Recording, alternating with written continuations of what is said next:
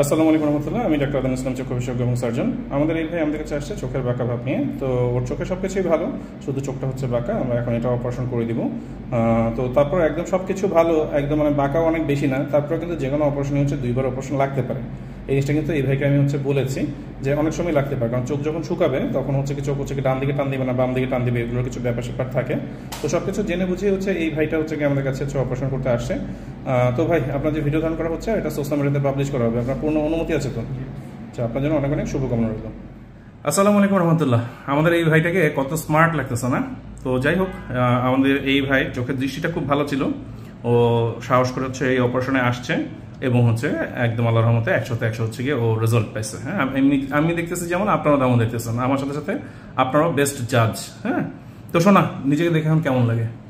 জি, ভালো লাগতেছে। আচ্ছা, এই রোগের যে অন্যান্য যারা রোগী আছে তাদের জন্য কিছু কি বলবা? যারা রোগী আছে তারা অবশ্যই এখানে এসে চিকিৎসা নেবেন। ঠিক আছে, তোমার জন্য অনেক অনেক শুভকামনা রইল। মাত্র 32 সেকেন্ডের ইন্টারভিউ নাকি?